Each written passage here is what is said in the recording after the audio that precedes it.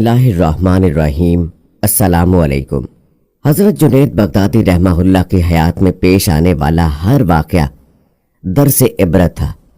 यह कुदरत की तरफ से दिया जाने वाला एक नाकाबिल फरामोश सबक। एक बार हज़रत जुनैद बगदादी रहमतुल्लाह अलैह मस्जिद शौंजिया में तशरीफ़ फरमा थे और किसी जनाजे के मुंतज़िर थे। इसी दौरान मस्जिद में एक फ़कीर दाखिल हुआ और उसने लोगों से मांगना शुरू कर दिया। फ़कीर का ये रंग देखकर हज़रत जुनैद बगदादी रहमतुल्लाह अलैह ने दिल में सोचा, काश ये शख्स किसी एक के सामने अपनी हाजत बयान करता और इस तरह तमाम लोगों के आगे हाथ ना फैलाता। अभी आप रहमतुल्लाह अलैह ये सोच ही रहे थे कि मैदान में एक जनाजा लाया गया। हज़रत जुनैद बगदादी रहमतुल्लाह अलैह ने नमाज जनाजा अदा की और घर तशरीफ़ ले आए। फिर जब आप रहमतुल्लाह अलैह रात को सोए तो एक अजीब मंजर देखा। हज़रत जुनैद बगदादी रहमतुल्लाह अलैह एक कमरे में तशरीफ़ फरमा है। अचानक एक गोशे से कुछ लोग बरामद हुए। वो एक लाश को उठाए हुए थे। फिर वो लाश हज़रत जुनैद बगदादी रहमतुल्लाह अलैह के सामने रख दी गई।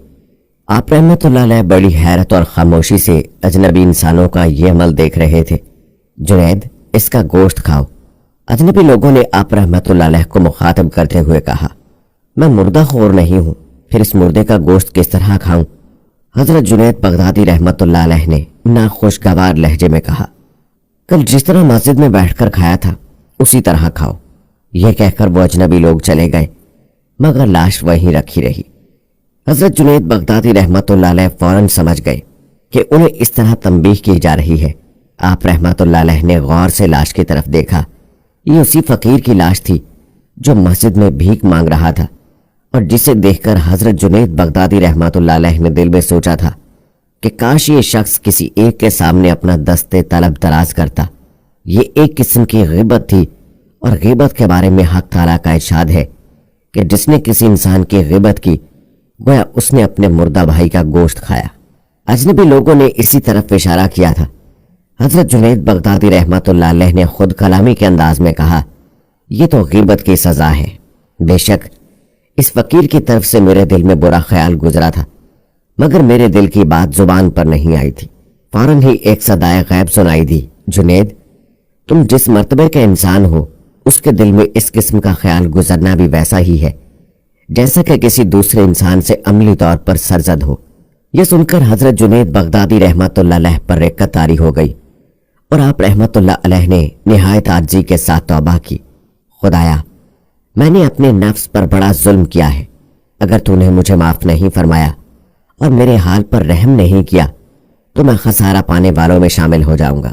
जैसे ही हज़रत जुनैद बगदादी रहमतुल्लाह अलैह की ज़ुबान से ये अल्फाज अदा हुए, वो लाश गायब हो गई। एक मौके पर हज़रत जुनैद बगदादी रहमतुल्लाह अलैह ने फरमाया, 40 साल तक ज़ुहद व तक़वा की ज़िंदगी गुजारने के बाद एक दिन मेरे दिल में ख्याल आया कि अब मैं अपने मकसूद में कामयाब हो गया हूँ। इस ख्याल से मुझ पर सरशारी की अजीब कैफियत तारी हो गई। फिर दूसरे ही लम्हे एक आवाज़ सुनाई दी।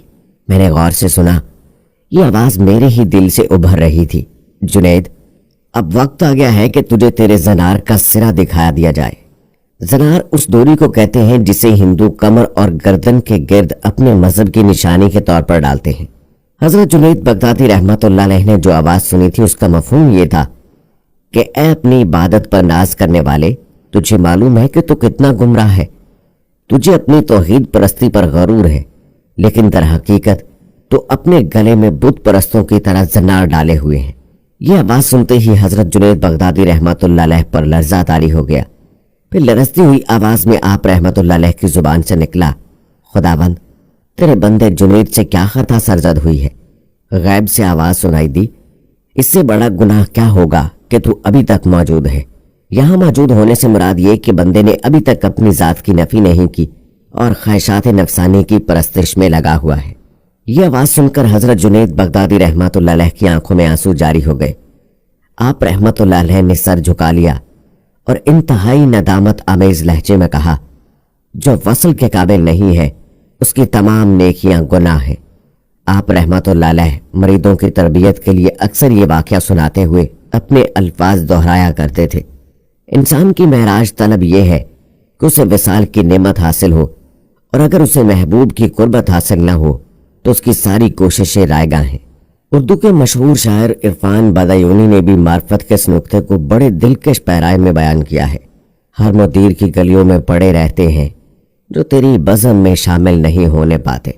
حضرت جنید بغدادی رحمت اللہ علیہ کو خواب میں حضور اقدس صلی اللہ علیہ وآلہ وسلم کی زیارت اور واعظ کہنے کا حکم ہوا تو صبح حضرت سری سختی رحمت اللہ علیہ تشریف لائے اور آپ رحمت اللہ علیہ کے دروازے پر دستک دی۔ حضرت جنید بغدادی رحمت اللہ علیہ نے دروازہ کھولا تو پیر و مرشد کو موجود پایا۔ جنید، ہم تو کب سے کہہ رہے تھے کہ واعظ کہا کرو، مگر تم نے ہماری باتوں کو کوئی اہمیت نہیں دی۔ حضرت سری سختی رحمت اللہ علیہ نے حضرت جنید بغدادی رحمت اللہ علیہ کو مخاطب کرتے ہوئے فرمایا، لیکن اب تو ہمیں رسالت پناہ صلی اللہ علیہ وآلہ وسلم کے دربار اقدس سے بھی اجازت مل گئی ہے۔ حضرت جنید بغدادی رحمت اللہ علیہ نے حیرت و ادب کے ساتھ سر جھکا لیا، پھر نہایت عاجزانہ لہجے میں عرض کیا، میرا خیال تھا کہ میں فصاحت زبان اور بلاغت بیان سے محروم ہوں، اس لیے ڈرتا تھا کہ کہیں لوگ میری بات سننے سے انکار نہ کر دیں۔ حضرت سری سختی رحمت اللہ علیہ نے فرمایا، تمہاری جھجک اور ڈر اپنی جگہ، مگر اب تو تمہیں بارگاہ رسالت مآب صلی اللہ علیہ وآلہ وسلم سے سند حاصل ہو گئی ہے۔ بندگان خدا کا ہجوم تمہارا منتظر ہے، خلوت سے مجلس کی طرف آؤ۔ دوسرے دن حضرت جنید بغدادی رحمت اللہ علیہ جامع مسجد میں حاضر ہوئے۔ نماز ادا کرنے کے بعد حاضرین مسجد کو مخاطب کرتے ہوئے فرمایا، اہل ایمان، میں تم سے کچھ کہنا چاہتا ہوں۔ جنید، ہم تو برسوں سے گوش بر آواز ہیں، مگر آپ کچھ کہتے ہی نہیں۔ حاضرین مجلس میں سے چند معمر افراد نے بغداد کے ایک نوجوان فقیر کی بات سن کر کہا، ہمیں یقین ہے کہ آپ بڑی پرتاثیر گفتگو کریں گے اور لوگوں کے سوئے ہوئے ذہنوں کو جگائیں گے اور مردہ دلوں میں نئی روح پھونکیں گے۔ لوگوں کا یہ انداز پذیرائی دیکھ کر حضرت جنید بغدادی رحمت اللہ علیہ حیران رہ گئے۔ دراصل یہ بھی حضرت رسالت مآب صلی اللہ علیہ وآلہ وسلم کی روحانی برکت تھی کہ رب تعالیٰ نے واعظ بیان کرنے سے پہلے ہی سامعین کو حضرت جنید رحمت اللہ علیہ کی طرف متوجہ فرما دیا۔ اسی مختصر سی گفتگو کے بعد حضرت جنید بغدادی رحمت اللہ علیہ نے اپنے رب کی کبریائی بیان کی، پھر پیغمبر اسلام صلی اللہ علیہ وآلہ وسلم کی شان میں جذبات عقیدت کا اس طرح اظہار کیا کہ حاضرین کی آنکھیں بھیگ گئیں۔ پھر آپ رحمت اللہ علیہ نے فقر کے موضوع پر تقریر شروع کی تو سننے والے وارفتہ ہو گئے۔ بعض لوگوں پر آپ کے پرسوز لہجے کا اتنا اثر ہوا کہ وہ شدت جذبات سے مغلوب ہو کر مسجد کے فرش پر تڑپنے لگے۔ اپنی پہلی تقریر کے سلسلے میں خود حضرت جنید بغدادی رحمت اللہ علیہ کا بیان ہے کہ ہونٹوں کو جنبش دینے سے پہلے آپ اپنے عجز بیان کا شدید احساس تھا، مگر جب میں نے سامعین کو حد سے زیادہ پرجوش دیکھا تو مجھے یقین نہیں آیا کہ مسجد کے ممبر سے جنید بول رہا ہے اور لوگ اس کے کلام کی تاثیر سے بے خود ہوئے جا رہے ہیں۔ آپ رحمت اللہ علیہ کی پہلی تقریر کے بعد بغداد کے گلی کوچوں میں ایک ہی بات کا شور تھا کہ اس شہر میں حضرت جنید رحمت اللہ علیہ جیسا فصیح البیان کوئی دوسرا نہیں۔ قابی کا شمار فرقہ مقتدلہ کے معتبر ائمہ میں ہوتا ہے۔ ایک دن حضرت جنید بغدادی رحمت اللہ علیہ کے چند شاگرد قابی کی مجلس میں پہنچے۔ اس وقت قابی بڑے زور و شور کے ساتھ کسی موضوع پر تقریر کر رہے تھے۔ پھر جب تقریر ختم ہوئی تو حاضرین مجلس نے ان کی تعریف کی۔ قابی نے حضرت جنید بغدادی رحمت اللہ علیہ کے شاگردوں کی طرف دیکھتے ہوئے کہا، میں نے بغداد میں ان کے شیخ کو دیکھا ہے جن کا نام جنید ہے۔ ادیب ان کے پاس الفاظ کی بندش سیکھنے آتے ہیں، فلسفی اس لیے حاضر ہوتے ہیں کہ جنید سے فلسفے کی موشگافیوں کو سمجھ سکیں، اور شعراء اس لیے آتے ہیں کہ فصاحت و بلاغت کا عروج دیکھ سکیں۔ اگرچہ قابی مختلف نظریات کے حامل تھے، مگر حضرت جنید بغدادی رحمت اللہ علیہ کے فضل و کمال کو خراج تحسین پیش کیے بغیر نہ رہ سکے۔ وہ لوگ جو صوفیہ پر کم علمی اور بے خبری کا الزام عائد کرتے ہیں، انہیں قابی کی گواہی کو پیش نظر رکھنا چاہیے۔